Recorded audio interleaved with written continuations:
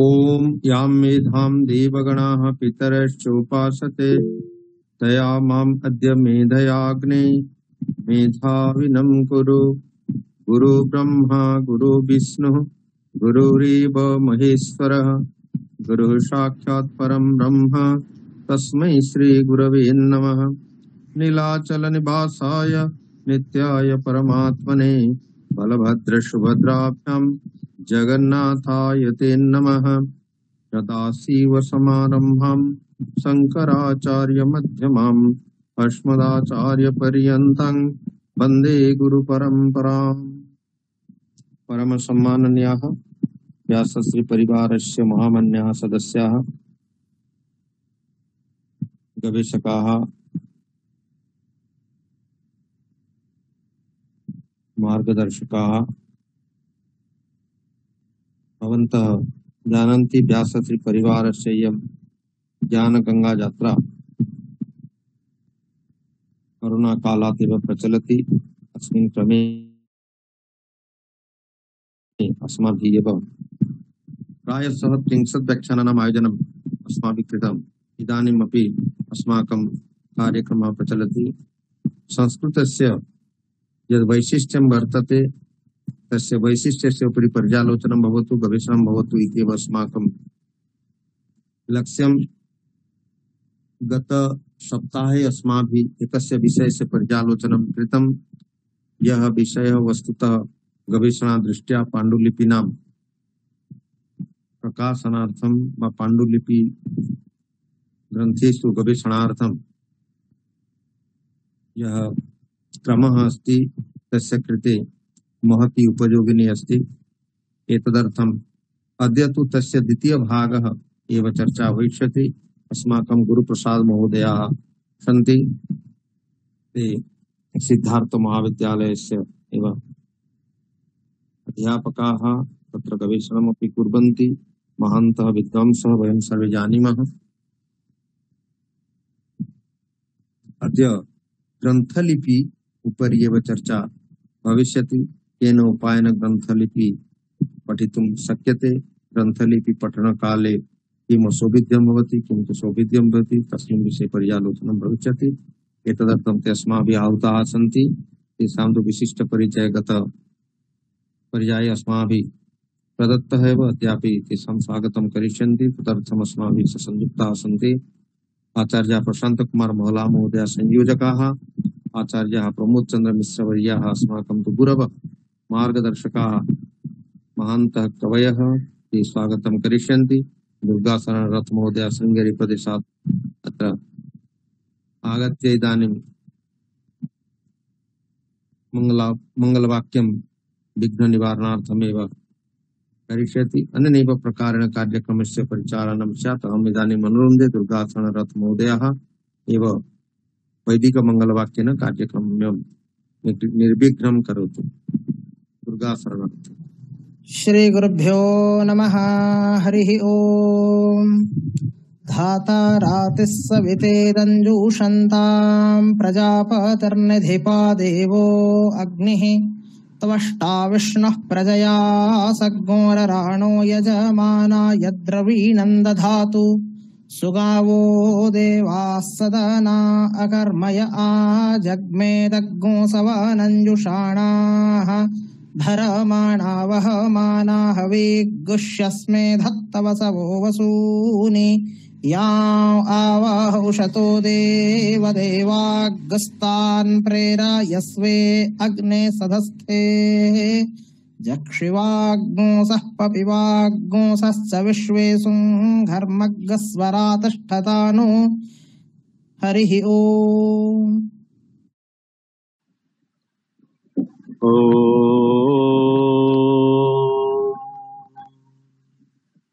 नीलाचल निवासाय नित्याय परमात्मने बलभद्र सुभद्राभ्यां जगन्नाथाय ते नमः। अयिमान्यः महर्षि व्यासदेव राष्ट्रीय प्राच्य विद्या गवेषणा केन्द्र पक्षतः समायोजितायाः शतकाव्य व्याख्यानमालायाः तृतीय भागस्य भारतीय ज्ञान परंपरा इति कार्यक्रमस्य सभापतयः अस्माकम् आचार्याः प्रातस्मरणीयाः गुरवः बहूनां विश्वविद्यालयानां कुलपतिचराः भारतायनं विश्वायनं प्रभृतीनां महाकाव्यानां रचयितारः वाग्मिनः हरेकृष्ण सत्पथि महोदया जेषाम् आशीर्वादेन जेषाम् अनुप्रेरणया अयं कार्यक्रमः प्रचलति।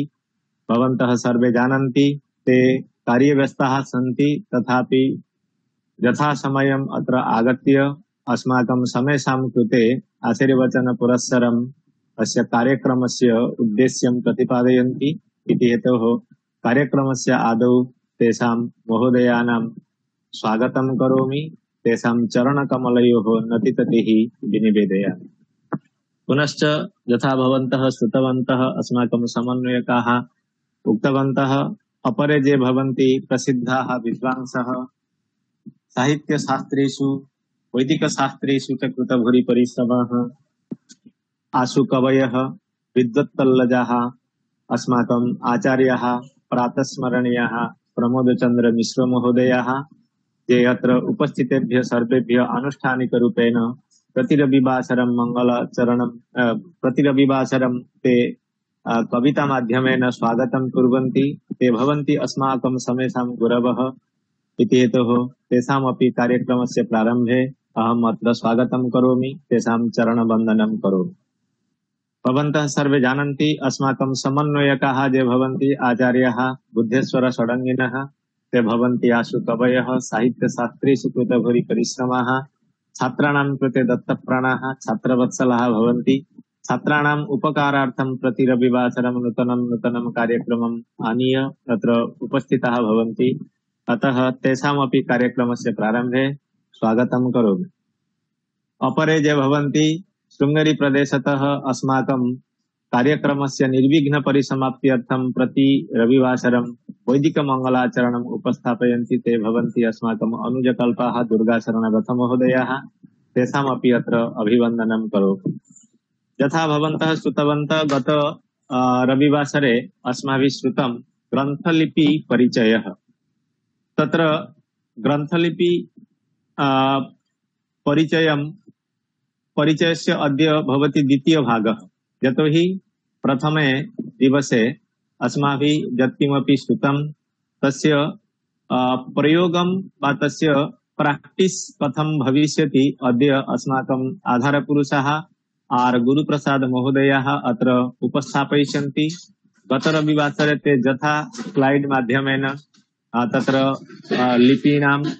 लिपीनां परिचय विषये तत्र उपस्थापितवन्तः। मन्ये अस्माकं ये अत्र गवेषकाः सन्ति मार्गनिर्देशकाः सन्ति तेषां महान् उपकारः अभवत् इत्यत्र नास्ति सन्देहः। यतः इमे भवन्ति गवेषकाः सिद्धान्त नॉलेज फाउंडेशन इति संस्थायाः, तत्र एग्मोर शहरे इमे कार्यं कुर्वन्ति।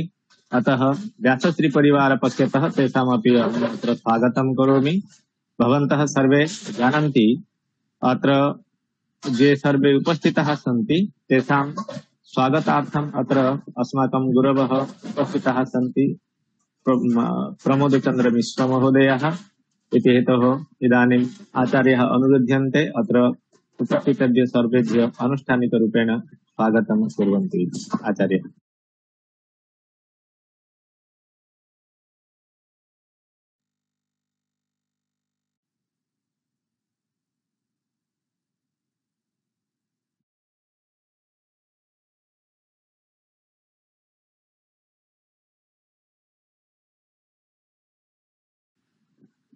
प्रमोद सर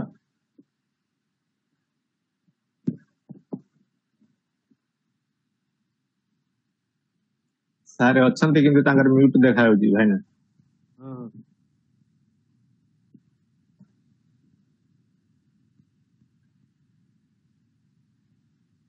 समय तो सब कोण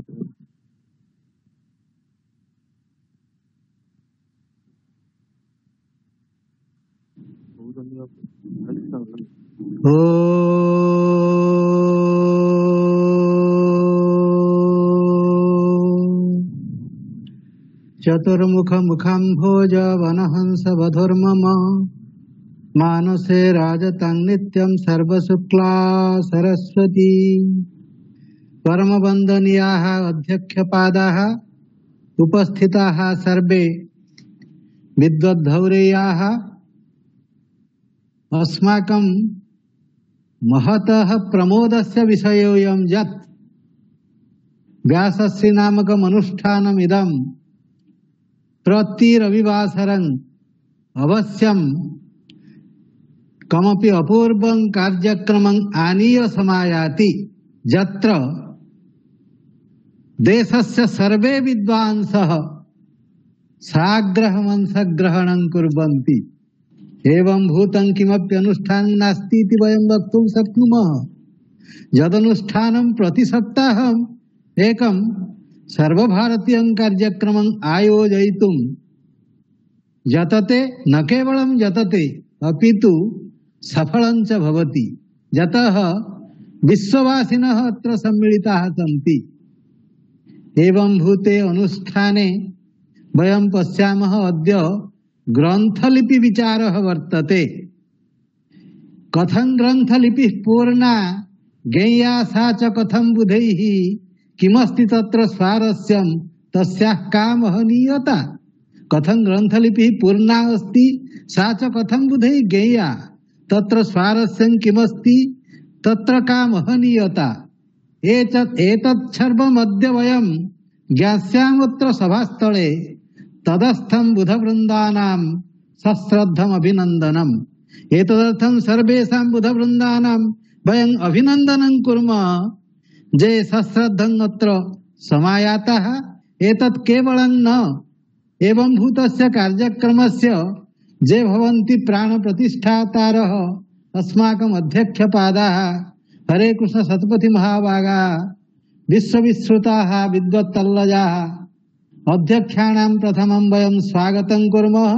कार्यक्रमस्य प्रारम्भे सर्वदा भाषणं येषां नूतनं प्रीतिकारकं सश्रद्धं स्वागतं तेषां श्रीहरे कृष्ण धीमता।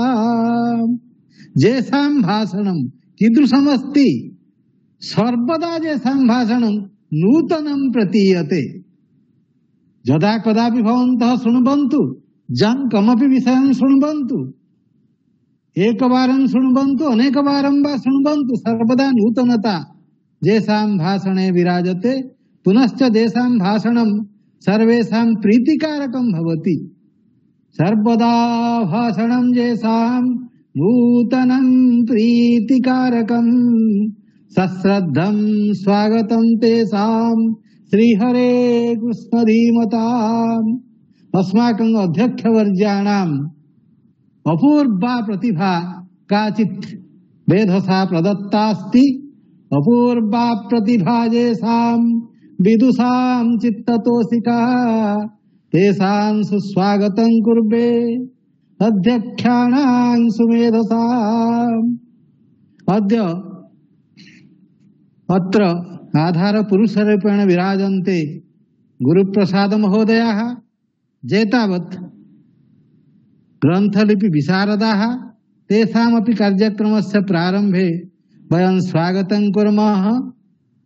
गुरुप्रसाद विदुषां ग्रंथलिपि विदांसतां सादरं स्वागतं कुर्वे। द्वितीयार्धस्य भाषणे तेषां प्रथमं भाषणं वयं श्रुतवन्तः। अद्य द्वितीय भागं श्रोष्यामः यत्र अस्माकं हृदये पूर्णता आगमिष्यति। गुरुप्रसाद विदुषां ग्रंथलिपि विदांसतां सादरं स्वागतं कुर्वे।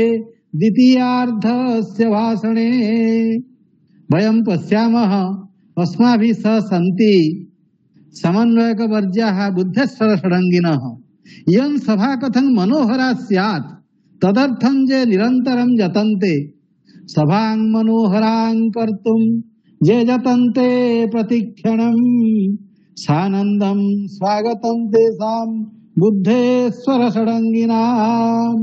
पश्यन्तु भवन्तः एते समन्वयकवर्याः अपश्यन् यत् गतभाषणे ग्रन्थलिपि विषये जनानां विदुषां महान् आग्रहोऽस्ति, अतः द्वितीयार्धस्य आवश्यकता वर्तते। सर्वेषां विदुषां मनोरथं ज्ञात्वा सभां मनोहरां कर्तुम् एते पुनरपि द्वितीयार्धस्य आयोजने अद्य जं अपूर्वं सुयोगं सृष्टवन्तः। तदर्थं ते तु अवश्यं वन्दनीयाः सन्ति। सभां मनोहरां कर्तुं ये यतन्ते प्रतिक्षणं सानन्दं स्वागतं तेषां बुद्धेश्वर षडङ्गिनाम्। पुनश्च पश्यामो वयम् अस्माकं संयोजक महोदयं प्रशांत कुमार महला महोदयाः अस्माकं संयोजकाः सभायाः प्रारम्भतः अन्तं यावत् बिना विरामं जे कार्यरताः सन्ति तादृशानां संयोजकानां वयं सुस्वागतं कुर्मः। प्रशान्तानां शब्दविदां योजकानां विपश्चितां सस्नेहं स्वागतं कुर्वे व्यासश्री भव्य मंडपे। अयं भव्य मंडपः, अत्र तेषां वयं स्वागतं कुर्मः। पुनश्च समग्र देशस्य विद्वत्तल्लजाः उपस्थिताः सन्ति इति वयं पश्यामः। न केवलं सामान्यतया अपि तु सश्रद्धं मूलतः अन्तं यावत् ते सम्मोहिताः सन्तः शृण्वन्ति। तेषां वयं स्वागतं कुर्मः। संगतानां शुभधियां विबुधानां सुभद्रुषां सादरं स्वागतं कुर्वे व्यासश्री ज्ञान मंडपे। अत्र वयं सर्वेतां स्वागतं कुर्मः। जयतु भारतं, जयतु संस्कृतम्। वयं कृतकृत्याः आचार्याः भवतां स्वागतवचनेन अत्र उपस्थिताः सर्वे प्रफुल्लिताः पंफुल्लिताः हर्षिताः इत्यत्र नास्ति सन्देहस्य लेशः। अस्तु, व्यासश्री परिवार पक्षतः भवतां चरणकमलयोः पुनः एकवारं प्रणतिकुसुमं विनिवेदयामि। भवन्तः जानन्ति अस्माकं सभापतयः अस्माभिः सह संयोजिताः सन्ति। इदानीम् अहम् अनुरुन्धे अस्माकं सभापति महोदयान् ते अत्र कार्यक्रमस्य विषये, कार्यक्रमस्य उद्देश्यं किमस्ति अस्माकम् एतत् सर्वम् उपस्थापयिष्यन्ति, पुनः अस्माकं समेषां कृते आशीर्वचनं दास्यन्ति। आचार्यः। धन्यवादाः प्रशान्त महला महोदयाः, सर्वेभ्यः नमो नमः। मम किमपि वक्तव्यं नास्ति, यतः अद्य केवलम् अस्माकं कुपते गुरोः प्रसादः अपेक्षते। अवशिष्टः गुरोः प्रसादः असम्पूर्णः आसीत्। गुरोः प्रसादः अद्य तु सम्पूर्णतां यास्यति। एतदर्थं मध्ये कश्चन अन्तरायः मास्तु इति मम भावना। यदा गुरोः प्रसादः भविष्यति तदा ग्रन्थलिपि विषये वा लिप्यन्तराणां विषये अस्माकं काचन तत्र चेतना भविष्यति, काचन बुद्धिर्भविष्यति। तेन वयं भारतवर्षस्य या बौद्धिकी सम्पत्तिर्विद्यते, विशेषतः ताडपत्र पाण्डुलिपिषु तासां बौद्धिकसम्पत्तीनाम् आविष्करणार्थं वयं समर्थाः भविष्यामः। अतः पुनरेकवारं गुरुप्रसाद महोदयेभ्यः गुरोः प्रसादमेव गुरुप्रसादः प्रदास्यति, न कश्चन अपरः। अतः विगत समये तेन बहु तथ्यमेव उपस्थापितं ग्रन्थलिपि विषये। अद्य तु अस्माकं ग्रन्थलिपि विषये यः यज्ञः प्रारब्धः तस्य यज्ञस्य पूर्णाहुतिर्भविष्यति। पूर्णाहुति तु सूर्योदयात् सूर्यास्तात् प्रागेव भवेत्। यदि अधिकम् अस्माकं भाषणं भवेत् तर्हि कदाचित् सूर्यास्तः भविष्यति। अतः पूर्णाहुतौ व्याघातः। गुरोः प्रसादः सर्वेषां कृते अस्तु। ये अद्य योगदानं कुर्वन्ति सर्वेभ्यः पुनरेकवारं कृतज्ञतां विनिवेद्य, विशेषतः ये विद्यार्थिनः अनुसन्धातारः सन्ति तेभ्यः शुभाकांक्षाः शुभाशीर्वादं विनिवेद्य विरमामि विस्तरात्। धन्यवादाः। आचार्याः वयं कृतकृत्याः यथा भवन्तः उक्तवन्तः गुरुकृपा हि केवलं। तर्हि आगच्छन्तु वयं प्रकृतम् अनुसराम। गत रविवासरे अस्माभिः श्रुतं ग्रन्थलिपि परिचयः। अद्य ग्रन्थलिपि परिचयस्य द्वितीय भागः भविष्यति। अत्र उपस्थापनं करिष्यन्ति आचार्याः आर् गुरुप्रसाद महोदयः। इदानीम् आचार्याः अनुरुध्यन्ते भवन्तः भवतां विषयम् उपस्थापयन्तु इति। आचार्य नमो नमः। श्री गुरुभ्यो नमः। सभायै नमः। सभापतिभ्यः नमः। योऽन्तः प्रविश्य मम वाचमिमां प्रसुप्तां सञ्जीवयत्यखिल शक्तिधरस्वधाम्नाम् अन्यांश्च हस्तचरणश्रवणत्वगादीन् प्राणान् नमो भगवते पुरुषाय तस्मै। अद्य वयं नाम गत उपन्यासे ग्रन्थलिपि विषये नाम लिपि संबद्ध विषये अस्माभिः चर्चितः आसीत्। अस्मिन् उपन्यासे तु ग्रन्थलिपिः कथं भवति, तस्य नाम पाण्डुलिपितः तस्य संग्रहणं कथं कर्तव्यम्, अर्थात् डिसैफर् कथं कर्तुं शक्यते इत्यादि विषये चिन्तयामः। नाम शनैः अहं नाम अक्षरमपि पाठयामि, नाम भवन्तः पश्यन्तु। नाम अन्तिमे यदि प्रश्नाः सन्ति चेत् प्रष्टुमर्हन्ति, अहं तदर्थं समयं दास्यामि, अवश्यं पश्यामः।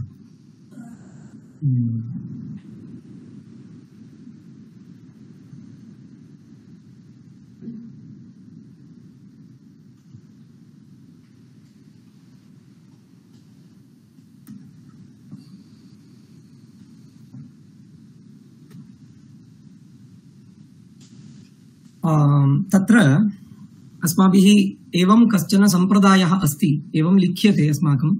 किमित्युक्ते आदौ ओंकारस्य लेखनं कृत्वा अग्रे चारणं भवति। अतः तद्वदेव अहमपि ओंकारं विलिख्य अग्रे अक्षराणि लिखित्वा प्रदर्शयामि। तत्र पश्यन्तु, ग्रन्थलिपि पठनस्य अपरोपि कश्चन उपायः अस्ति। इत्युक्ते तत्रापि प्रयोजनम् अस्ति। किमित्युक्ते केवलं ग्रन्थलिपि पठनम् अत्र न भवति।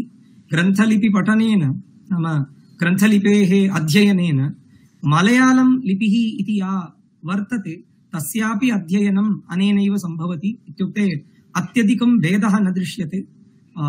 अर्थात् 85% तः 90% अक्षराणि इतः स्वीकृतानि सन्ति। अतः यदि यथा बेंगाली ओडिया भाषयोः मध्ये भवति, एवं कन्नडा तेलुगु लिप्योः मध्ये तथा महान् भेदः न दृश्यते। ईषद् भेदस्तु दृश्यते एव। यदि भवन्तः यदि सामान्यतया ग्रन्थलिपिं पठन्ति चेत्, सम्पूर्णतया पठन्ति चेत्, तर्हि मलयाळं लिपिमपि जानीयुः इति मम अभिप्रायः। कदाचित् यदि भवन्तः ग्रन्थलिपेः इन्स्क्रिप्शन्स् यत् सन्ति अथवा वट्टळुत् इति यदस्ति तस्यापि ग्रहणं कर्तुं शक्नुवन्ति। इत्युक्ते तस्यापि यत् यः भागः गृहीतव्यः अस्ति तदपि कर्तुं शक्नुवन्ति। आदौ ओम् इति ओंकारस्य लेखनं क्रियते।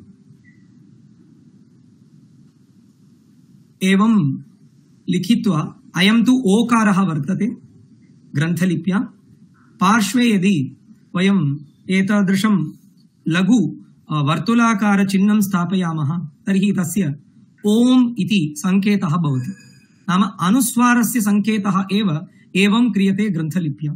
यदा यदा नाम अस्माभिः देवनागर्यां तावत् अक्षरस्य उपरि लिख्यते, परन्तु ग्रन्थलिप्याम् अक्षरस्य पार्श्वे अर्थात् दक्षिणपार्श्वे मध्यभागे एतादृशं चिह्नम् एकं भवति। एवमेव विसर्गः, नाम यदि एतादृशं चिह्नद्वयं भवति चेत् सः विसर्गः इति गण्यते। अवगतम्? तर्हि सुलभः विषयः एव अयम् ओम् इति कथ्यते। ओम् इत्यस्य लेखनम् एवमेव कुर्वन्ति। अस्तु, प्रकृतम् अनुसरामः। स्वराः कथं भवन्ति ग्रन्थाक्षरे, ग्रन्थलिप्यां स्वराः कथं भवन्ति इत्युक्ते, यथा अस्माकं नाम संस्कृते यावन्ति अक्षराणि सन्ति, यावन्तः स्वराः सन्ति, स्वरवर्णाः सन्ति, तावन्तः एव अत्रापि सन्ति। नाम यतोहि मया पूर्वमेव उक्तमस्ति ग्रन्थलिपेः नाम प्रयोजनं तु केवलं नाम वट्टेळुत्तु प्रकारेण संस्कृतस्य लेखनमेव अस्याः लिपेः प्रयोजनं भवति। अर्थात् संस्कृतभाषा अस्यां लिप्यां लिख्यते तावदेव, अन्यः कश्चन भेदः एव नास्ति। यथा तेलुगु लिप्यामपि कन्नडलिप्यामपि अस्माकं संस्कृतभाषा लिख्यते तद्वदेव अत्र ग्रन्थलिप्यां लिख्यते तावदेव। तर्हि अकारस्य लेखनं कथं भवति इति अत्र प्रदर्शयामि। पश्यन्तु, वामपार्श्वे तदक्षरं मया प्रदर्शितमस्ति। यदि एतादृशं स्वरूपं संस्थाप्य एवं स्वीकृत्य यदि उपरि गत्वा पुनः अधोनयनं भवति चेत् सः अकारः इति कथ्यते। अकारः इति वस्तुगत्या अस्मिन् नाम एकस्मिन् उपन्यासे अस्य तु समाप्तिर्न भवति, नाम सम्पूर्णतया अवगन्तुं न शक्यते, परन्तु अहं किञ्चित् स्थूलरूपेण ज्ञातुं शक्यते एवमेव ग्रन्थलिपिः भवति इति। अयं तु अकारः भवति। यदि अस्मिन्नेव अकारस्वरूपे यथा अस्माभिः देवनागर्यां पार्श्वे एकः दण्डः अस्माभिः संस्थाप्यते तद्वत् एवं रूपेण यदि एकं स्वरूपं स्थापयामः, किमपि नास्ति, इतः आरभ्य यदि एवं वर्तुलाकारतया कर्वेचर्वत् एकं दीर्घतया एकं चिह्नं स्थापयामश्चेत् आकारः भवति। परन्तु स्मरन्तु, एवमेव सर्वत्रापि भवति वा? अस्माकं देवनागर्याम् ईकारस्य लेखनं क्वचित् भिन्नतया भवति, एवं ऊकारस्य तद्वदेव अत्रापि केवलम् आकारस्य निर्देशाय एव एतादृश चिह्नं संस्थाप्यते। अवगतं? तर्हि अयम् आकारः भवति, दीर्घः। अग्रिमः वर्णः अस्ति इकारः। इकारः कथं लिख्यते? पश्यन्तु, यदि यन्वत् स्वरूपं संस्थाप्य यदि एवं लिख्यते चेत् अयम् इकारः भवति। पश्यन्तु, यदि एतावत् मया लिख्यते चेत्, एतावत् पर्यन्तं मया लिख्यते चेत् सोऽपि इकारः। क्वचित् लिपिकाराः किं कुर्वन्ति, इतोपि अग्रे स्थापयन्ति, इतोपि एक्स्टेण्ड् कुर्वन्ति, तस्यापि इकार एव नाम। सः वर्णः इकारः एव, ह्रस्वः इकारः।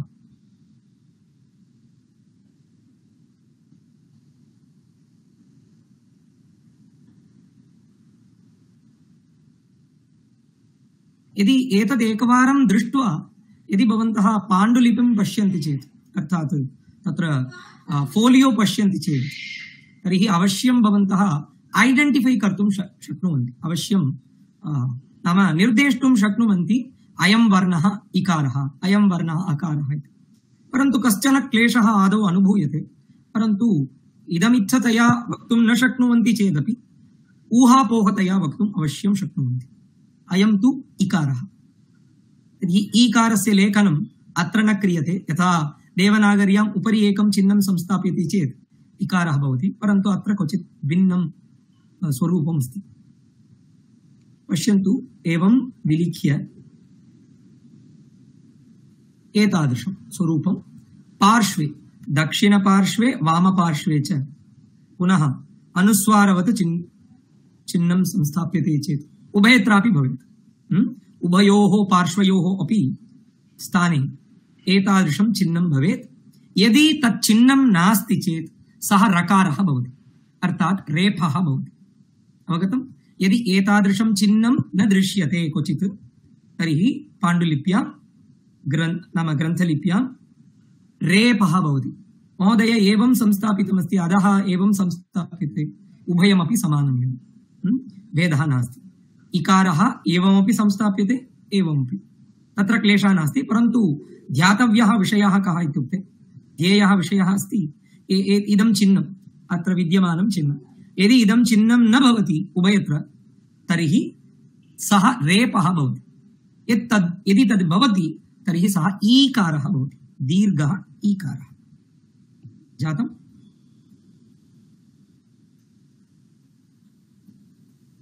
तर्हि अग्रे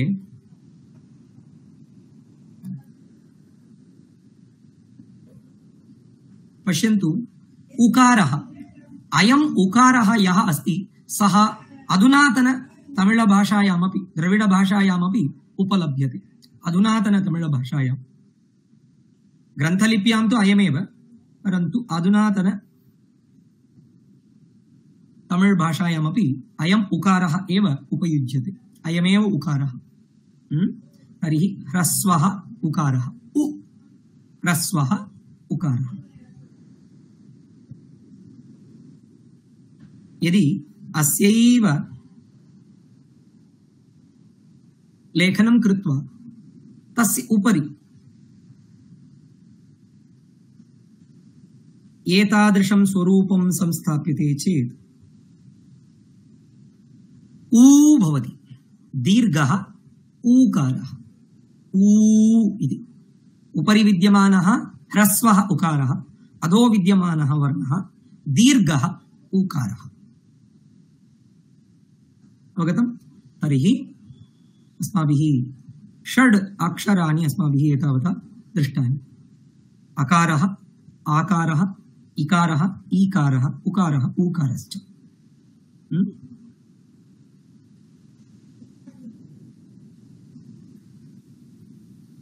अग्रे पश्यन्तु, ऋकारस्य विषये अस्माभिः चर्चा क्रियते। ऋ, यथा अस्माभिः सैन्स् विज्ञान पाठस्य पठन संदर्भे बटरफ्लाई इत्यस्य स्वरूपं किञ्चित् प्रदर्श्यते। नाम तस्य विकासवेलायां यदा तत् जन्म प्राप्य तस्य विकासः भवति तदानीं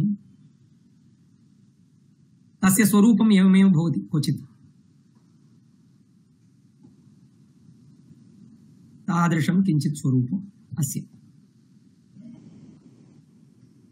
यतः एतादृशं वर्तुलं भवति, कुतः एतादृशं वर्तुलं भवति इत्युक्ते एतत् सर्वं वट्टळुततः आगतं खलु, कर्वेचर् लेटर्स् तः आगतमस्ति। अतः एतादृशं तत्र वर्तुलाकारम् अधिकतया भवति द्रविड भाषासु। तर्हि पश्यन्तु, अयं ह्रस्वः ऋकारः। इदं यत् चिह्नमस्ति, नाम हार्ट् वत् यत् चिह्नमस्ति, तद् अवश्यम् अस्माभिः लेखनसन्दर्भे अथवा ग्रन्थस्य मातृकायां पठन संदर्भे नाम अयम् अंशः ध्यातव्यः, अयम् ऋकारः भवति। पश्यन्तु, अयमेव ऋकारः अत्र प्रदर्शितः वामपार्श्वे ऋ। तर्हि यथा अस्माभिः देवनागर्याम् अधः इतोपि किञ्चित् सी स्वरूपं संस्थाप्यते चेत् यथा ऋकारः भवति, तद्वदेव त्रिवत् सिम्बल् किञ्चित् संस्थाप्यते। नाम अस्माभिः नाम त्रिसङ्ख्यायाः यथा स्वरूपम् अस्माभिः देवनागर्यां क्रियते तद्वदेव।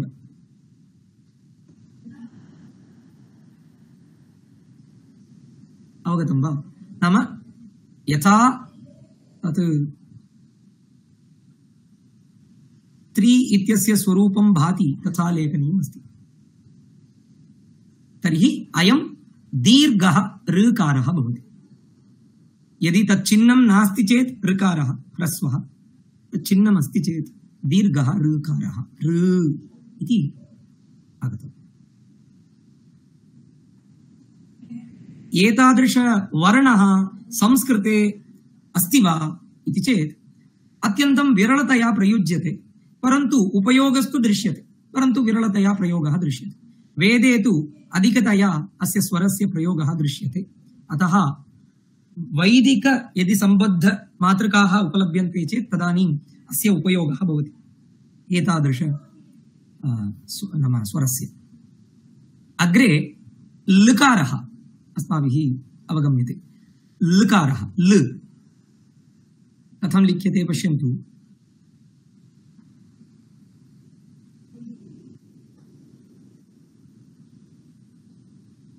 ऊकारस्य उपरि यः अंशः लिखितः आसीत्, स्मरन्ति चेत् अवगन्तुं शक्नुवन्ति। ऊकारस्य उपरि ऊ दीर्घ ऊकारस्य उपरि किञ्चित् स्वरूपं लिखितमासीत्, नाम एतादृशं स्वरूपं जानन्ति भवन्तः, इदम् एतादृशं स्वरूपम् ऊ इत्यस्य उपरि यदि तत्रैव अस्य योजनं कुर्वन्ति चेत् तर्हि अयं ळ भवति। लकारः ल गम् ल गतौ इत्यत्र यः लकारः उपयुज्यते स एव ल। अनन्तरम् अस्यैव महोदय लकारस्य दीर्घ एव नास्ति खलु संस्कृते, लकारस्य 12 तस्य दीर्घाभावादिति व्याकरणादिषु उच्यते। तर्हि भवद्भिः किमर्थम् ऊकारस्य लेखनं क्रियते इत्युक्ते मन्त्रशास्त्रादिषु अस्य उपयोगः दृश्यते। केरले एवं तमिळ्नाडु राज्ये मन्त्र ग्रन्थाः उपलभ्यन्ते, मन्त्रमातृकाः, मन्त्रग्रन्थमातृकाः, बीजाक्षराणि तु सन्ति लकारस्य। तर्हि तस्मिन् सन्दर्भे अस्य लेखनं क्रियते। ल यथा ऋ इत्यस्य स्थापितं तद्वदेव ल इति स्वरूपम्।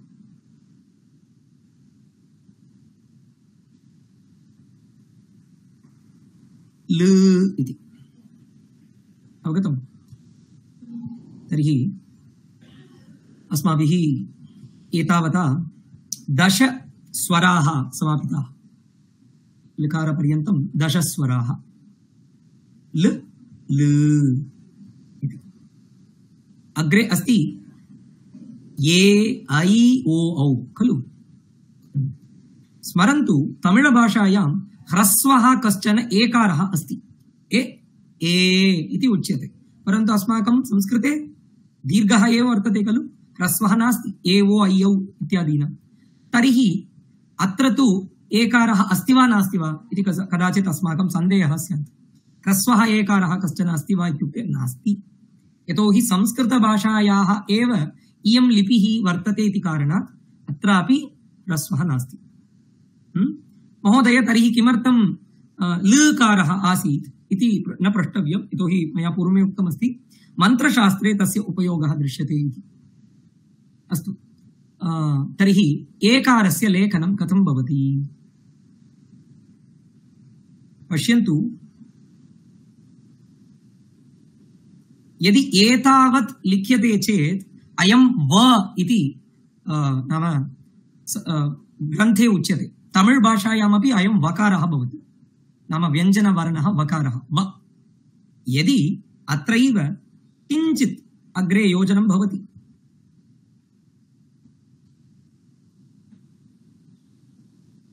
अयम् एकारः ए इति वर्णः।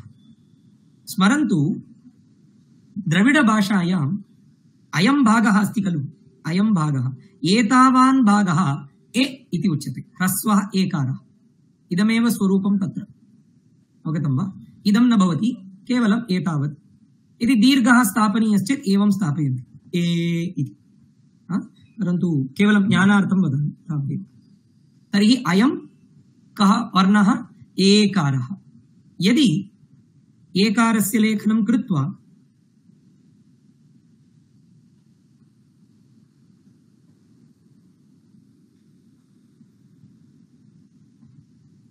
अयम् एकारः अस्ति, यदि एकारस्य लेखनं कृत्वा एतादृशस्वरूपं स्थाप्यते चेत् अयम् ऐ भवति। ए अनन्तरम् ऐ। माहेश्वरसूत्रेषु ए अनन्तरम् ओ भवति, परन्तु अस्माकं संस्कृतभाषायां बालपाठे एवमेव खलु पाठ्यते, ये ऐ अयम् ऐकारः। अवगतम्? नाम एतावत्पर्यन्तम् एकारस्य स्वरूपं। यदि अत्र एतस्य स्वरूपस्य योजनं कुर्वन्ति चेत् अयम् ऐ भवति। इदमेव द्रविडभाषायां कोम्ब इति उच्यते। कोम्ब इत्युक्ते तत् द्रष्टुं तथा भाति। कोम्ब इत्युक्ते शृङ्गस्य नाम कोम्ब इति उच्यते, कोम्ब इति वदन्ति।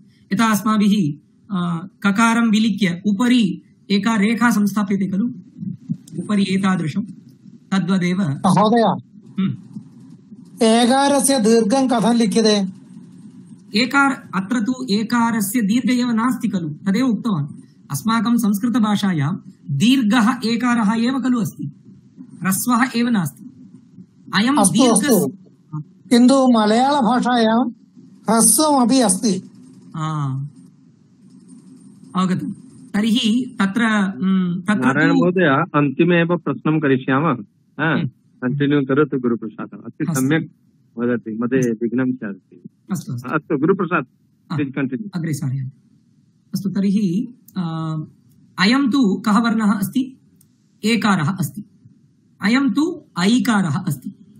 ए ऐ इति अस्ति। अहं तु चिन्तयामि यदि एतादृशं दण्डद्वयम् अधिकं कुर्वन्ति इति, इदम् एतादृशं दण्डद्वयं स्थापयन्ति मलयाळभाषायाम् इति चिन्तयामि। एकवारं पश्यामः। अस्तु, ऐकारः समाप्तः। अग्रे ओकारः, मया तु ओङ्कारवेलायामेव तस्यापि लेखनं कृतमस्ति। स्मरन्तु, इदं नाम उकारस्य लेखनं कुतः आरभ्यते, ओकारस्य लेखनं कुतः आरभ्यते। कदाचित् मध्ये वयं लेखितुं प्रारम्भं कुर्मः, कदाचित् अधस्तात् लेखितुं प्रारम्भं कुर्मः। पश्यन्तु, अयं तु वर्णः अधस्तात् लिख्यते।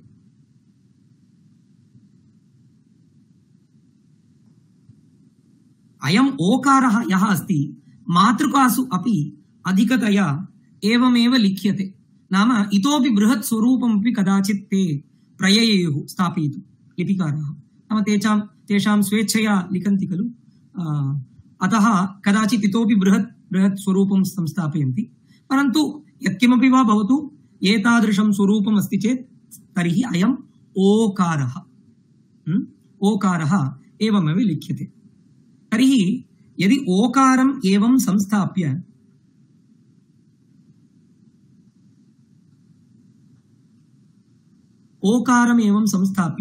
पार्श्वे यथा उ इत्यस्य उपरि एकं चिह्नं स्थापितं खलु अस्माभिः, तत् स्वरूपं पार्श्वे स्थापनीयमस्ति। ओकारस्य पार्श्वे यदि दक्षिणपार्श्वे तत् संस्थाप्यते चेत् सः औकारः भवति। ओ औ दीर्घः। तमिळभाषायां तु ओ ओ इति उभयमस्ति, परन्तु ग्रन्थे तावत् एकः एव, ओ औ इत्येव अस्ति। अवगतं? तर्हि यदि औकारः समाप्तः, यदि अत्र पुनः अम् इति तावत् अस्माभिः बालपाठसन्दर्भे अम् इत्यस्य पृथक्तया अक्षरत्वेन गणनं क्रियते, परन्तु वास्तविकतया अम् इति तावत् नाम अक्षरमेव नास्ति, अकारः एव वर्णः अस्ति। तर्हि अम् इति किं भवति? अत्र इति यः ध्वनिः श्रूयते सः अयोगवाहः इत्येव नाम व्याकरणादिशास्त्रेषु तस्य उपदेशः क्रियते। अयं डिप्ताङ्ग् इति वक्तुं शक्यते। कदाचित् सौण्ड् भवति, तस्य स्वरूपं किञ्चिदस्ति, परन्तु तस्य वर्णतया नाम ग्रहणं न क्रियते। इत्यस्य नाम ध्वनिः एव खलु एवं लिख्यते। अम् अकारः कश्चन वर्णः, अनुस्वारः योजितः अस्ति। अनुस्वारस्य योजनं कुत्र भवति? दक्षिणपार्श्वे भवति। अवगतम्? अक्षरस्य दक्षिणपार्श्वे। एवमेव विसर्गस्य योजनम् एवमेव कुर्वन्ति।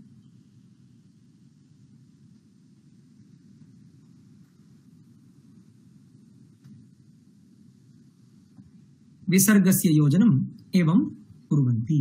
तर्हि अहा सामान्यतया अस्माभिः यथा देवनागर्यां लिख्यते विसर्गः, मया किमर्थम् एवं लिख्यते इत्युक्ते प्रायशः ते नाम एवं डॉट न स्थापयन्ति यथा हिंदी भाषायां लिख्यते। प्रायशः दक्षिणप्रदेशे अहं सामान्यतया वदामि, दक्षिणप्रदेशे वर्तुलाकारतया एव अनुस्वारं वा विसर्गं वा स्थापयन्ति, न तु डॉट न स्थापयन्ति। परन्तु कदाचित् उत्तरभागे ते कदाचित् डॉट स्थापयन्ति, कदाचित् मातृकायाः हानिः स्यात् एतेन, अतः वर्तुलाकारतया एव दृश्यते।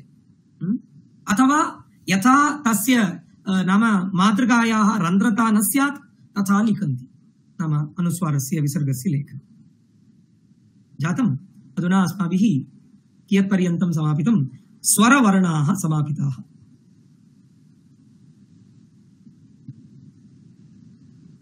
अग्रे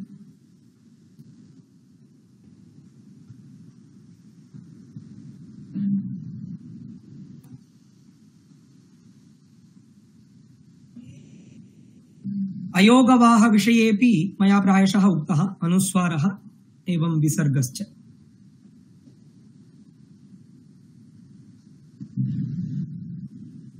अस्तु, अस्माभिः अधुना अग्रे व्यञ्जनादि अक्षरेषु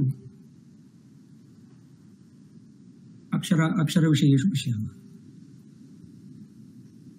स्मरन्तु, मया तु स्वर अकारः लिखितः आसीत्। एकवारं तत् सम्यक्तया स्मरन्तु, यतोहि किञ्चित् अस्माभिः कदाचित् क्लेशः अनुभूयते। स्मरन्तु, अयम् अकारः, अस्य स्वरूपे तत् हार्ट् सिम्बल् नागच्छति। कदा अस्माभिः, नाम यदा अस्माभिः ककारः लिख्यते तदा कथं लिख्यते इति पश्यन्तु।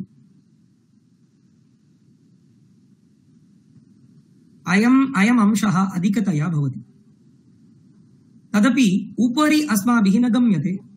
अत्र एतादृशं चिह्नं नास्ति ककारे, ककारस्य स्वरूपे। पश्यन्तु, तर्हि अयमेव ककारः इति कथ्यते ग्रन्थलिप्यां। क प्रथमः ककारः, क इति। ककारे इदं स्वरूपम् अवश्यम् अस्माभिः ज्ञातव्यम्। एवमेव अत्रापि उपरि एतादृशचिह्नं न भवति। इदं सम्यक्तया बुद्धौ स्थापनीयम्। अग्रे पश्यन्तु, ककारः, द्वितीयः ककारः। यथा अस्माभिः वकारः लिखितः, अहम् एकवारं प्रदर्शितवान् एकार सन्दर्भे, तथैव पश्यन्तु,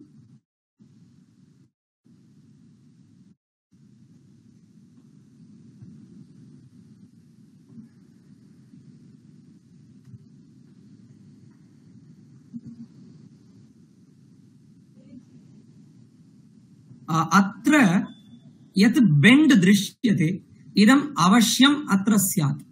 यदि बेण्ड् नास्ति, उदाहरणतया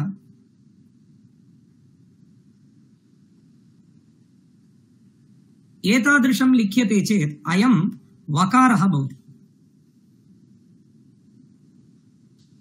अयं तु खकारः, द्वितीयः खकारः, ख।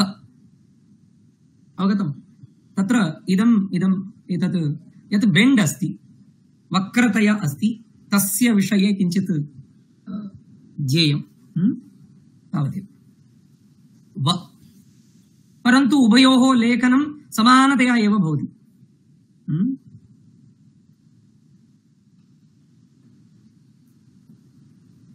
अनन्तरम् अस्ति गकारः।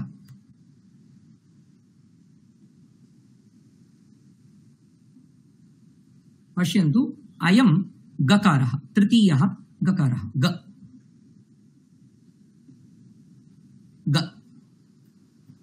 अग्रे अस्ति वकारवदेव स्वरूपं, परन्तु अत्र अयम् अंशः योजितः भवति। पश्यन्तु, वकारवदेव स्वरूपम्, अत्र अयम् अंशः योजितः। अयमेव घ इति उच्यते, चतुर्थः घकारः। अवगतम्? ग घ। अवगतं वा? गकारः घकारश्च। अग्रे अस्माभिः ज्ञातमस्ति इकारः कथं लेखनीयः इति। ह्रस्वः इकारः एवमेव खलु लिखितः। यदि अत्रैव अधः एकम् एतादृशं चिह्नं योजयन्ति चेत् अयं कवर्गीय ङकारः भवति। गंगा इत्यत्र प्रयुज्यमानः ङकारः भवति। अवगतं? कवर्गीय ङकारः, क ख ग घ ङ, तस्यैव स्वरूपमिदम्। अवगतं? नाम इकारे अयम् अंशः योजितः।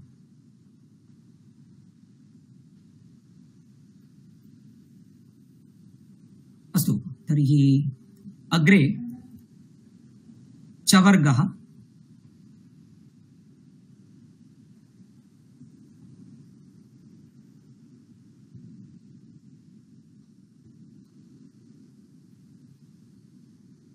चकार विषये किंचित् पश्यन्तु उपरितः आरब्धः अधस्तात् न वकार खकार लेखनादि संदर्भे अधस्ताद् आरब्धम् आसीत् अत्र तु उपरितः लिख्यते अत्र यः अंशः तीक्ष्णतया भवति सः अंशः अवश्यं स्यात् यदि एतादृशम् अस्ति चेदेव अयं चकारः भवति प्रथमः चकारः प्रथमः चकारः वकारस्य स्वरूपं पश्यन्तु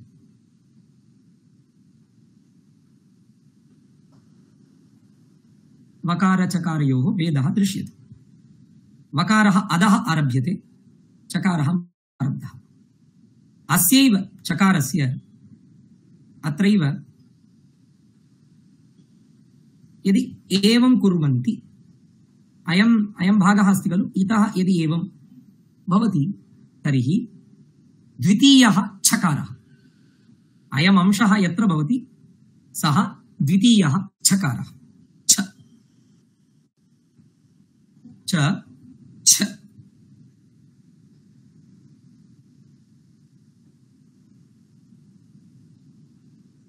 अयं पश्यन्तु अयं वर्णः कः अस्ति घकारः सम्यक्तया अवगच्छन्तु अयं चतुर्थः घकारः अयं वकारः अयं चकारः अयं छकारः अत्रैव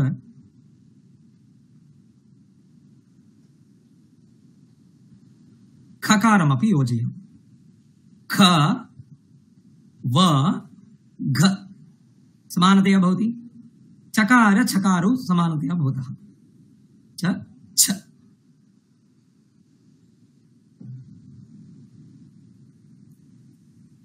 अग्रे अस्ति जकारः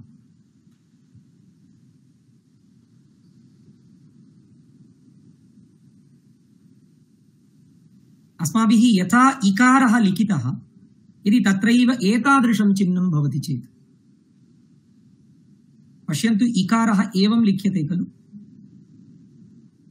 ङकारः अपि यदि एवं लिख्यते चेत् इकारः अधः एकं स्वरूपम् एवं लघु लघु दण्डः स्थाप्यते चेत् ङकारः यदि तथा न संस्थाप्य एवं क्रियते चेत् इतः आरभ्य एवं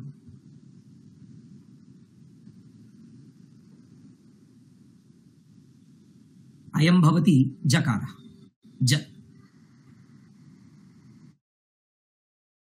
अग्रिमः वर्णः अस्ति झकारः चतुर्थः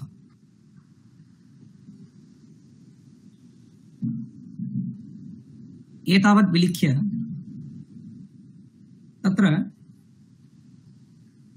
एवं रूपेण हूफ् यथा भवति अश्वस्य कश्चन भागः एवं मिलति मान्युमेण्ट्स् मध्ये तत् हूफ् हूफ् वत् किमपि भवति लाडम् इति अस्माभिः उच्यते तद्वत् अस्य स्वरूपम् नाम तत् शपः यः अस्ति अश्वस्य शपः तस्य समीकरणाय अस्य उपयोगः क्रियते अस्य साधनस्य तर्हि तादृशं स्वरूपमेव अस्य पश्यन्तु कथं दत्तमस्ति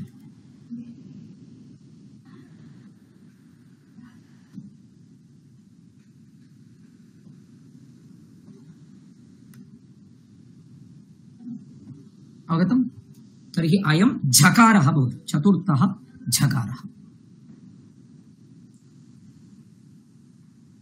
अहं त्वरया गच्छामि इति मा चिन्तयन्तु कदाचित् अहं नाम एतत् मेटीरियल् प्रेषयामि भवन्तः अग्रे पुनः द्रष्टुं शक्नुवन्ति अग्रे पश्यन्तु यथा अस्माभिः अकारः लिखितः तद्वदेव लिख्यते इदं स्वरूपं पृथक्तया लेखनीयम् अस्ति इदं पृथक्तया लिख्यते पश्यन्तु वन स्ट्रेच मध्ये एतत् सर्वमपि संस्थाप्यते सकृदेव लिख्यते एतावत्पर्यन्तं सकृत् विलिख्य पुनः पुनः अत्र लेखनम् अयं भवति ञकारः चवर्गीय ञकारः च छ ज छ ञ स एव उञः इति अस्ति खलु एकं सूत्रम् नञः नञ् समासः सः अयं ञकारः। तर्हि चवर्गे पञ्च अक्षराणि एतावता समाप्तानि। अग्रे भवन्ति टवर्गीय अक्षराणि। प्रायशः इदं तु द्रविड भाषायामपि एवमेव भवति। यदि अधो अधस्थः भागः नास्ति चेत् पूर्णतया नाम द्रविड भाषायाम् एवमेव भवति। एतावत् लिख्यते द्रविड भाषायां। यदि इदमपि योजितं भवति तर्हि ग्रन्थलिप्यां ट प्रथमः टकारः।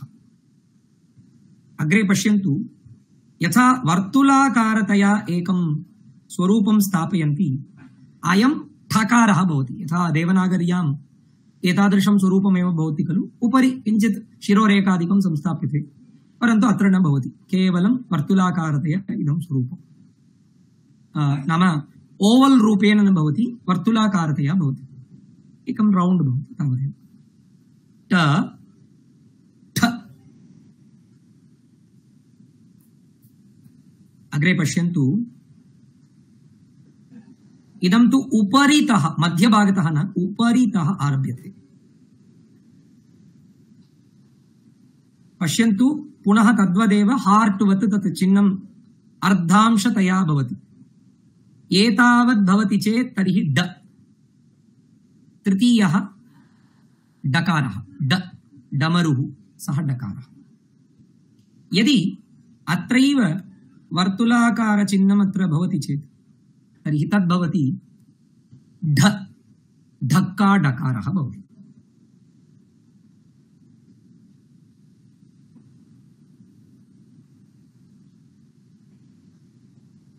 ध।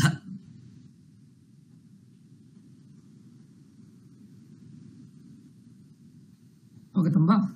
तर्हि अयं ढकारः भवति। अग्रे पश्यन्तु, टवर्गीयः नकारः।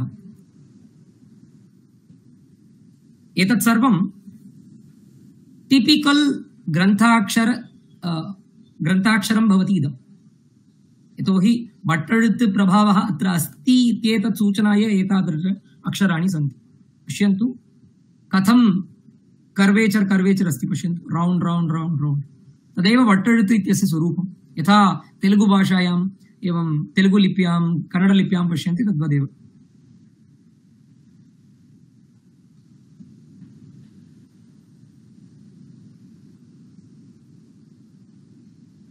तर्हि अयमस्ति टवर्गीयः णकारः। अस्माभिः द्रविड भाषायां मूणु सुळि इति उच्यते। 3 times you are circling the letter। तर्हि अतः मूणु सुळि, सुळि इत्युक्ते नाम कर्वेचर् अस्ति खलु, तदेव तस्यैव नाम णकारः, टवर्गीयः णकारः। अयं नाम अयं वर्णः तथैव तमिळ भाषायामपि भवति, नकारः तत्रापि एवमेव भवति। अवगतम्? तर्हि अग्रे पश्यन्तु, टवर्गीय अक्षराणि।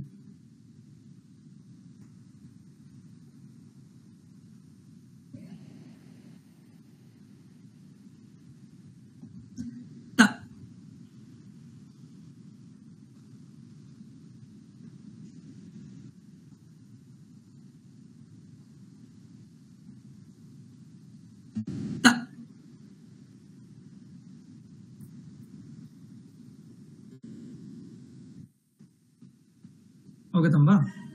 नाम स्वरूपं तु क्वचित् विद्यते, नाम एवं गच्छति। पश्यन्तु अत्र एवं लिखितमस्ति, तत्सर्वं नाम मैन्स्क्रिप्ट् अधीनमस्ति, परन्तु सामान्यतया एवं लिख्यते। द्रविड भाषायामपि एवमेव लिख्यते। द्वितीयः वर्णः थकारः। पश्यन्तु अयं वर्णः अन्येन वर्णेन नाम सदृशः भवति। ढकारः दृष्टः खलु, चतुर्थः डकारः, तद्वदेव थकारः। चतुर्थः डकारः कथम् आसीत् पश्यन्तु, उपरि अयं भागः आसीत् खलु, तद्वदेव।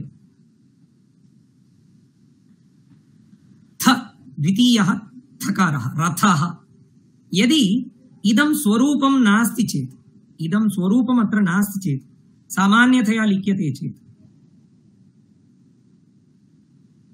एवं लिख्यते चेत् अयं धकारः भवति चतुर्थः धकारः एतद्वर्गीयः चतुर्थः वर्णः भवति तत् प्रदर्शयामि पश्यन्तु अस्ति वा तर्हि अयं वर्णः यः अस्ति सः चतुर्थः धकारः अयं वर्णः यः अस्ति सः थकारः भवति द्वितीयः थकारः वेदः अवगन्तव्यः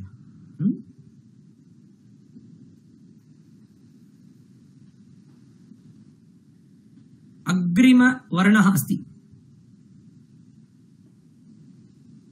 ओकारः अधस्ताद् आरब्धः अयं तु उकारः उकारवत् अस्ति उकारः नास्ति द उकारस्तु एवं लिख्यते पश्यन्तु किञ्चित् लेङ्क्ति भवति यदि शार्ट् कृत्वा अधः एकः दण्डः स्थाप्यते चेत् अयं दकारः ओकारस्तु कथमस्ति इति पश्यन्तु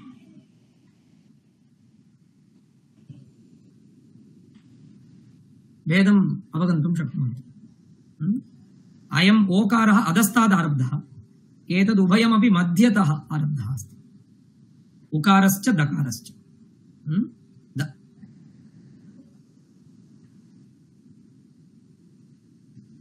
अग्रे अस्ति चतुर्थः धकारः पूर्वमेव दृष्टः इदं बेण्ड् अपेक्षितमस्ति इदं बेण्ड् नास्ति चेत् क्वचित्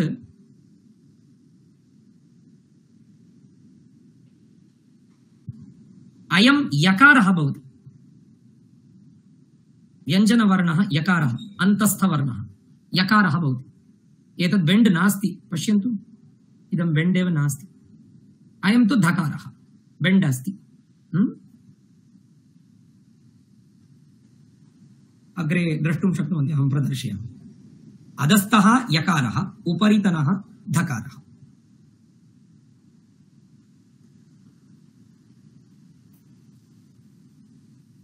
अग्रिमः वर्णः नकारः तवर्गीय नकारः दन्त्यः नकारः त न एतदुभयमपि द्रविड अक्षरमस्ति तमिळ् मध्येपि एवमेव लिख्यते अयं तकारः अयं नकारः स्वरूपम् अत्र इदं स्वरूपं नास्ति यदि इदं स्वरूपं भवति अयं नकारः नाम इदं स्वरूपं भवति तर्हि तकारः नास्ति इति कृत्वा तकारः नकारः सारी भेदम् अवगच्छन्तु अग्रे पवर्गीय अक्षराणि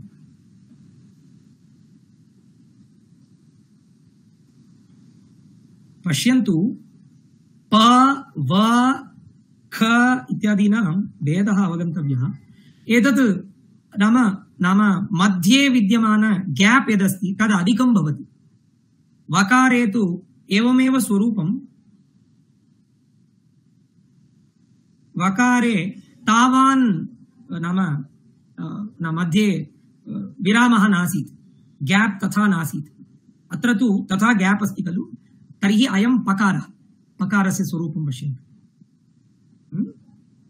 प इति यदि अत्रैव पुनः यदि भवन्तः एवं योजयन्ति चेत् यथा च इत्यत्र योजितं तद्वदेव यदि एवं योजयन्ति चेत् अयं फकारः भवति फलम् इति यथा लिख्यते तथा फ प फ अवगतं वा प फ अग्रे किमस्ति प फ ब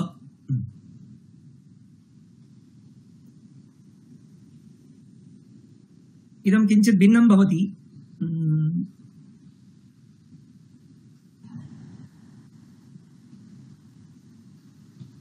अर्धांशतया व इत्यस्य स्वरूपं भवति इतः व इत्यस्य स्वरूपं परन्तु अत्र रौण्ड् नास्ति अत्र उपरि योजितः इदं योजितमस्ति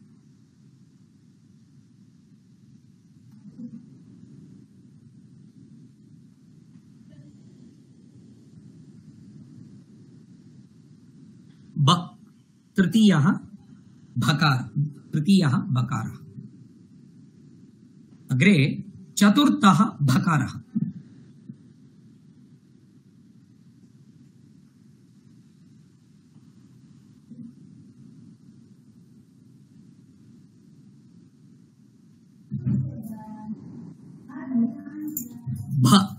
चतुर्थः भकारः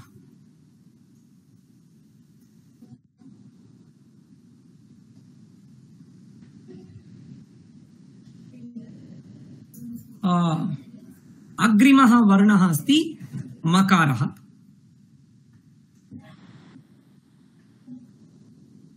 एवं भवितुमर्हति अथवा क्वचित् एवं संस्थाप्यते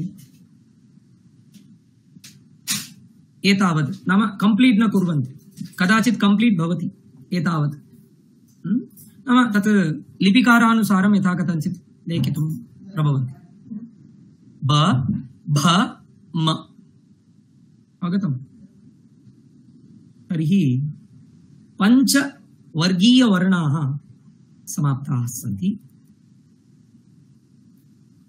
अनन्तरम् अस्ति यकारः अन्तस्थवर्णेषु प्रथमः यकारः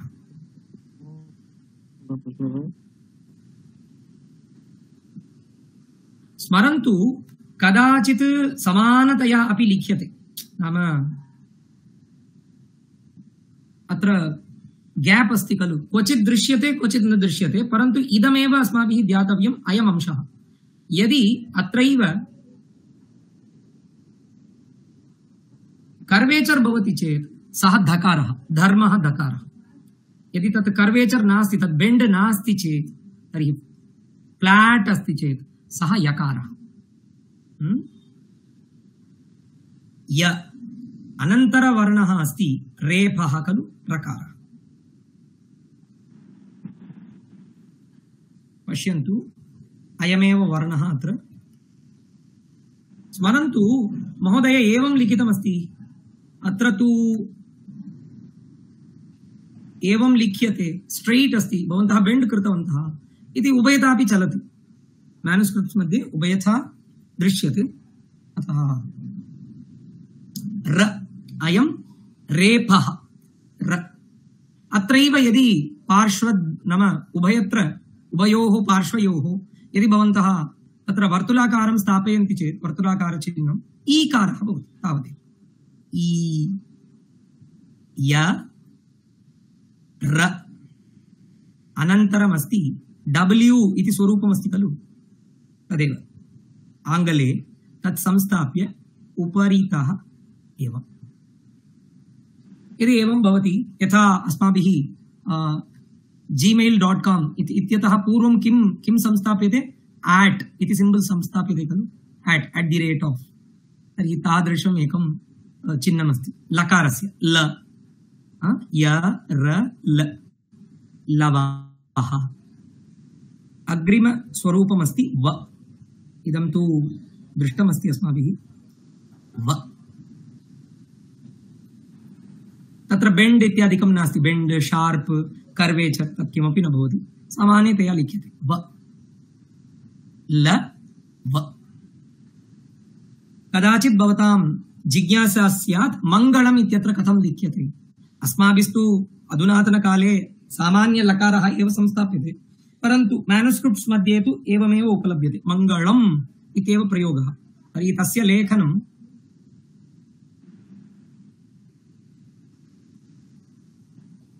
एवं स्थापयन्ति यथा अस्माभिः लकारस्य योजनं क्रियते खलु ल इत्यस्य तद्वदेव अयं लकारः अस्ति मङ्गलम् इत्यत्र लकारः अत्र दृश्यते पश्यन्तु अयमेव वर्णः मङ्गलम् ल तर्हि अग्रे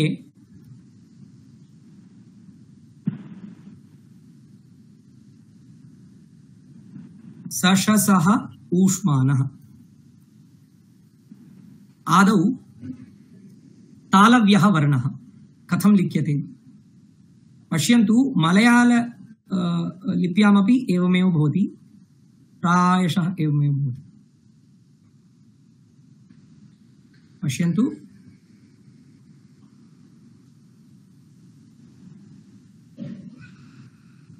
यदि भवन्तः एवं स्थापयन्ति चेत् गकारः भवति, यदि इतोपि किञ्चित् एक्स्टेण्ड् कृत्वा एवं स्थापयन्ति चेत् श भवति।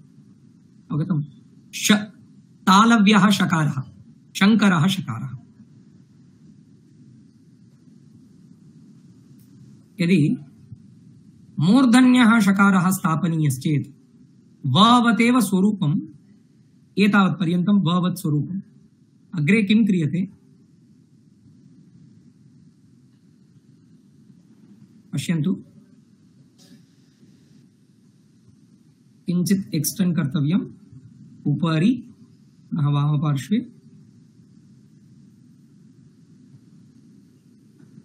नाम तत् स्ट्रैट् अपि भवितुमर्हति अथवा किञ्चित् बेण्ड् अपि भवितुमर्हति, क्लेशः नास्ति। अन्ततो गत्वा एतादृशं स्वरूपं पश्यन्ति चेत् मूर्धन्यः शकारः, क्ष इत्यत्र प्रयुज्यमानः शकारः मूर्धन्यः, षण्मुखः षष्ठी इत्यत्र प्रयुज्यमानः शकारः। अग्रे अस्ति स, सर्पस्य स्वरूपं यथा भवति तद्वत्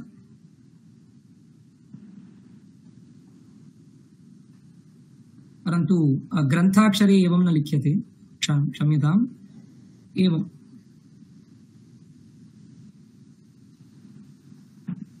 स इदं तु द्रविडभाषायाम् एवं लिख्यते, परन्तु ग्रन्थे तु एवमेव। अत्र स्वरूपे वैलक्षण्यम् अस्ति अस्मिन् प्रदेशे। स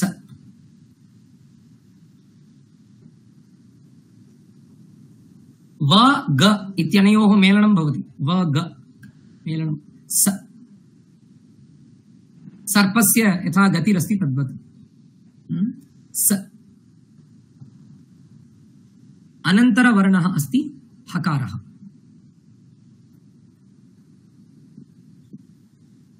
वावतेव पुनः स्वरूपम् एवं लिख्यते।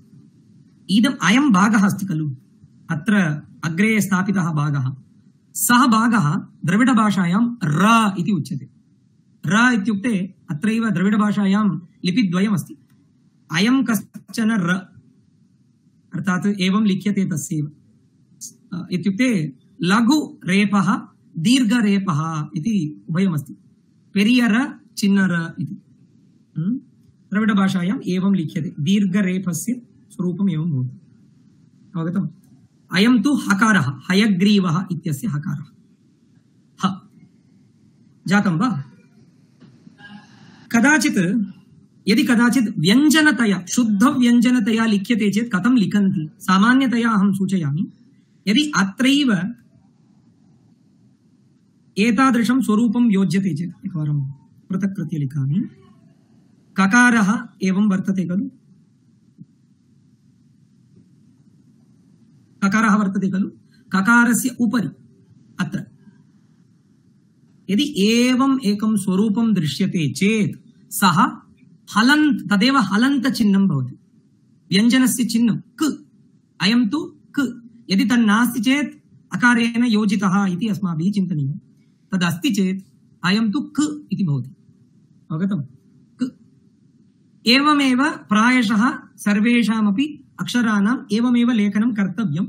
क्वचित् क्वचित् विद्यते, कुत्र कुत्र विद्यते। उदाहरणार्थं त इति अस्माभिः लिख्यते खलु, त, तत् कथं लिख्यते इत्युक्ते एवं लिख्यते, एवं स्थापयन्ति। एकवारं प्रदर्शयामि अत्रैव।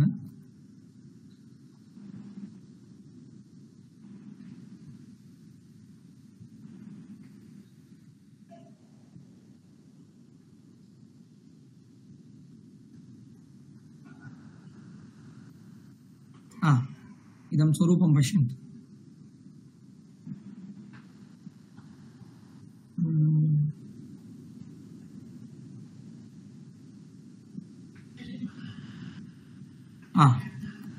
इदं पश्यन्तु, तु अस्ति वा? एवमेव नकारः एवं लिख्यते। यदि तस्यैव न न उदाहरणार्थं राजन् इदं तु मरुत् इत्यस्य स्वरूपं त मरुत् अस्ति वा। एवं मकारस्य विशिष्यतया मकारस्य एवं लेखनं क्रियते। वस्तुगत्या मकारस्य लेखनं कथं स्यात्, एवमेव खलु, मकारस्य लेखनं एवमेव खलु स्यात्, परन्तु किं क्रियते, एवं रूपेण योजनं कृत्वा अधः एकं रौण्ड् संस्थाप्यते। अयं किं नाम, अयं वर्णः म इति भवति। उदाहरणार्थं जलम् नाम लकारात् उपरि अस्माभिः अनुस्वारः अपि नाम पार्श्वे अनुस्वारः अपि स्थापयितुं शक्यते, परन्तु एवमपि लेखितुं शक्यते। उदाहरणार्थं ज ल पार्श्वे अनुस्वारः एवमपि स्थापयितुं शक्यते, परन्तु क्वचित् एवं लिख्यते ज ल अनन्तरं स्वरूपम् इदम्।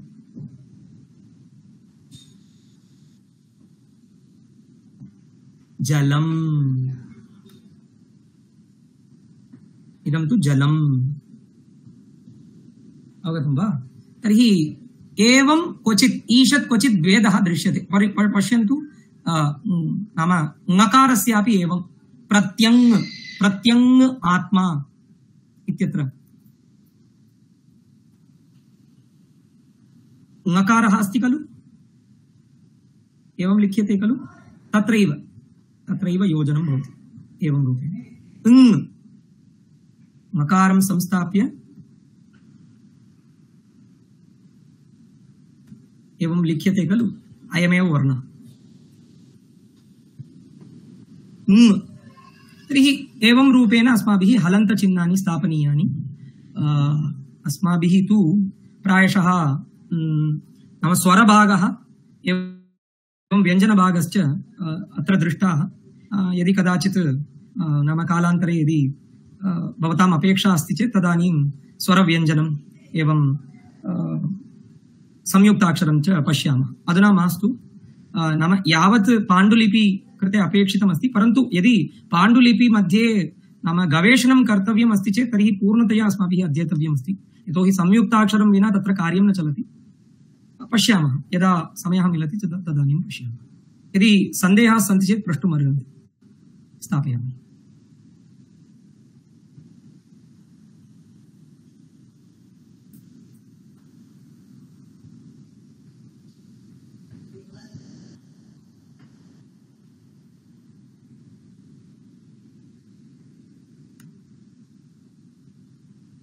तत्र मलयाळं मध्ये पृष्टं खलु, तदेव प्रदर्शयामि।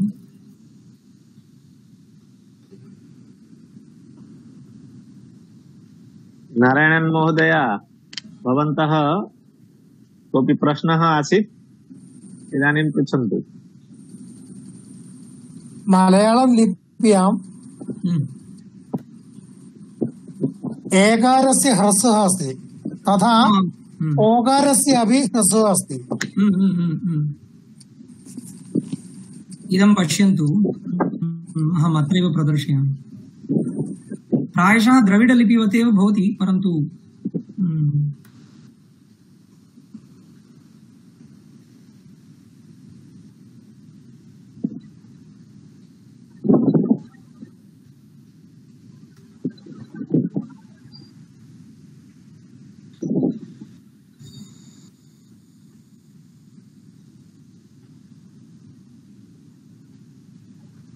महोदय पश्यन्तु।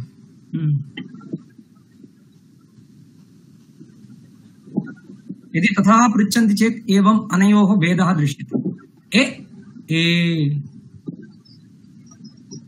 अयं तु एकारः ह्रस्वः, अयं तु दीर्घः। ए एवमेव ओकारस्यापि। यदि अत्र ओ अस्ति खलु, अतः अयं भागः योजितः। अत्र ओ जातं वा?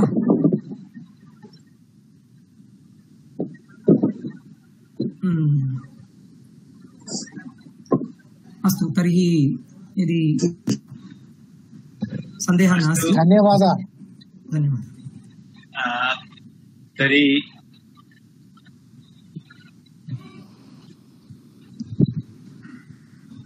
संख्या विषये कापि सूचना अस्ति वा? 1 2 3 4 5 इति संख्याविषये वा? तत् झटिति प्रदर्शयितुं शक्यते वा? शक्यते शक्यते तदस्ति मम कण्टेण्ट् मध्ये अस्ति, परन्तु समयः नास्ति। न केवल कण्टेण्ट् एव तर्हि बुद्धेश्वर महोदयः अस्माकं व्यञ्जनवर्ण संयुक्ताक्षरस्यापि अस्माकं ज्ञानम् अपेक्षते। यदि संयुक्ताक्षरं न जानीमः तर्हि कथं पठामः? तर्हि पुनः कदाचित् भवतु, यदि आगामिनि भानुवासरे यदि भवितुमर्हति भवतु, अन्यथा पुनः कदाचित् भवन्तः उपस्थापयन्तु। यदि अस्ति संख्या प्रेषयतु, तेन किं वयं तावत् दास्यामः। फोलियो अस्ति, समयस्तु सञ्जातः, केवलं संख्या प्रदर्शयामि। नाम संख्या केवलं संख्या अधुना अपेक्षिता वा? भाई ना आज था आज समय हेलानी या परे संयुक्त अक्षर एवं संख्या पुनः नेक्स्ट करि पर पार्ट 3 भी करि पर परे। अच्छा गुरुप्रसाद महोदय, आगामिनि भानुवासरे भवतु शक्यते वा? भवतु महोदय। अच्छा अस्तु, तर्हि आगामिनि भानुवासरे संयुक्ताक्षरं पुरस्ते। तेन किं भविष्यति? सम्पूर्णतया एव कोर्स् एकं अस्माकं समापनं भविष्यति, बहु उपकारः भविष्यति। अस्तु, तदेव करिष्यामः। आगामिनि भानुवासरे पार्ट 3 कुर्मः। अस्तु अस्तु, बहु शोभनम्। अत्र केवलम् अस्माकम् अभ्यासः अपेक्षते। वयम् इदानीम् अहं तु खातिकायां लिखितवान् अस्मि, परन्तु तत्र अभ्यासः करणीयः। यदि अभ्यासः सम्यक् भविष्यति, अनन्तरं पुनः तालपत्रिकायां यदा वयं पश्यामः तर्हि तदा अहं कियत् ज्ञातवान् तत्सर्वं वयं ज्ञातुं पारयामः। अन्यथा केवलम् अद्य यदि केवलं वयं लिखामः, पुनः अभ्यासः न करणीयः, तर्हि किमपि न भवेत्। अस्तु, तर्हि अत्र ये सर्वे अस्माकं गवेषकाः, शोधछात्राः वा अत्र ये मार्गदर्शकाः निर्देशकाः सन्ति, मन्ये तेषां महान् उपकारः भविष्यति। यतोहि पाण्डुलिप्यां यद् वर्तते द्राविडभाषायां तथ्यम्, एतत् शिक्षणेन वयं सर्वम् उद्धर्तुं पारयामः इत्यत्र नास्ति सन्देहस्य लेशः। अस्तु, आर् गुरुप्रसाद महोदयानां कृते व्यासश्री परिवार पक्षतः भूरिशः कृतज्ञतां साधुवादं विनिवेदयामि। अपि च अत्र ये अस्माभिः सह संयुक्ताः सन्ति, भारतवर्षस्य विभिन्नः प्रदेशतः अत्र संयोजिताः सन्ति अस्माभिः सह। यथा अस्माकं तिरुपति राष्ट्रीय संस्कृत विश्वविद्यालयात् श्री ललिताराणी महोदयाः सन्ति। अस्माकं शोध छात्रः चन्दन महान्ति अपि अत्र संयुक्तः अस्ति। अत्र गंगाधर मेहर विश्वविद्यालयतः डॉक्टर सुनील देई महोदयः, डॉक्टर उत्तम सिंह महोदयः, फरीदा मोल्ला, अस्माकं झारखंडतः गतिकृष्ण पाणिग्राही महोदयः, पाटलिपुत्रतः जीएस चौधरी महोदयः, अपि च अत्र केरलतः नारायणन नंबूदरी महोदयः, पूर्णचंद्र उपाध्याय महोदयः, केरलतः रुद्राणी अपि अस्ति। इन्द्राणी अस्ति वा? रुद्राणी इन्द्राणी महोदय, रुद्राणी पीएम अपि अत्र उपस्थिताः सन्ति। अस्माकं कार्यक्रमस्य निर्देशकाः उमाकान्त पण्डा महोदयः। एतद् अतिरिक्तम् अस्माकं मातृकल्पः सावित्री सत्पथी महोदयः, अपि च बहवः शोधछात्राः मार्गनिर्देशकाः अत्र उपस्थिताः सन्ति। अत्र उपस्थितेभ्यः सर्वेभ्यः अहं व्यासश्री परिवार पक्षतः साधुवादं कृतज्ञतां धन्यवादं च विनिवेदयामि। तर्हि तो भवन्तः सर्वे ज्ञातवन्तः, आगामिनि भानुवासरे पुनः तत्र ग्रन्थलिपेः परिचयः इत्यस्य तृतीय भाग भविष्यति। अयं तु महान् इंट्रेस्टिंग विषय वर्तते। जे तावत् पठितुम् इच्छन्ति, लिखितुम् इच्छन्ति, तेषां कृते अयं विषयः महान् उपकारः भविष्यति। पाण्डुलिपिम् आधारीकृत्य ये शोधकार्यं करिष्यन्ति तेषामपि महान् उपकारः भविष्यति इत्यत्र नास्ति सन्देहस्य लेशः। अतः गुरुप्रसाद महोदयान् पुनः एकवारं साधुवादं कृतज्ञतां विनिवेदयामि। यतोहि ते यथा गुरु शिष्यं प्रथमतया हस्तं धृत्वा तत्र अक्षर शिक्षां ददाति, तथैव इमे महोदयाः अस्माकं कृते अस्मभ्यं समे सर्वेभ्यः कृते इमे महोदयाः गुरुतुल्याः, यतोहि स्वयं साक्षात् गुरुप्रसादः ते सन्ति इति हेतु गुरुकृपा हि केवलम् इति न्यायेन वयम् अग्रे गच्छामः। अस्तु न अस्तु बहु शोभनं। वयमपि तेषां नाम ग्रन्थलिपि छात्रस्य शिष्यत्वम् इच्छामः। अहं तु अद्य प्रभृति एव प्रारम्भं करिष्यामि, कथं भविष्यति इति। मम तु महान् इण्ट्रेस्ट् अस्ति तदन्तः किं करणीयं।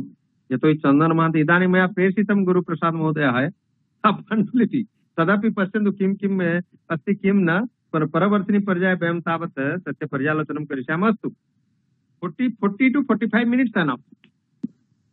पुनः एव चर्चां करिष्यामः। स्वतन्त्रतया एव प्रमाणपत्रं भवतां कृते अस्माकं संस्थापकः प्रदास्यते। इदानीं तु धन्यवादप्रदानस्य कालः। अस्माकं पण्डा महोदयाः सम्प्रार्थ्यन्ते। धन्यवादम् उपस्थापयन्तु। ते शान्तिमन्त्रम् उपस्थापयन्तु। धन्यवादः। ॐ पूर्णमदः पूर्णमिदं पूर्णात् पूर्णमुदच्यते पूर्णस्य पूर्णमादाय पूर्णमेवावशिष्यते। ॐ असतो मा सद्गमय तमसो मा ज्योतिर्गमय मृत्युर्मां अमृतं गमय। ॐ शान्तिः शान्तिः शान्तिः। ॐ सर्वेभ्यो नमो नमः। तापरे प्रशांत बुझल से शारदा लिपिर जे अछंती तांको भी डाकी तीनटा खने क्लास करयाबो। ना एटा भाई ना हे जाऊ। एटा हे जाऊ माने संयुक्त अक्षर जरा हमर मिनिमम अस्माकं नाम कथं लिख्यते। ना निश्चित प्रैक्टिस करिवा क्लास। अस्तु तर्हि सर्वे अनम्यूट कुर्वन्तु। इदानीं विश्वकल्याणार्थम् एव प्रार्थनां करिष्यामः। सर्वे भवन्तु सुखिनः सर्वे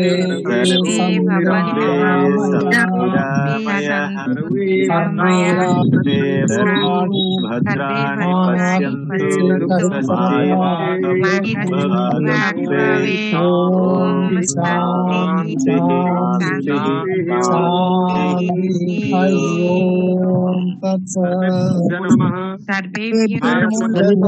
जयतु भारतम्, संस्कृतं, जयतु व्यासायनं, जयतु अनुसन्धानम्।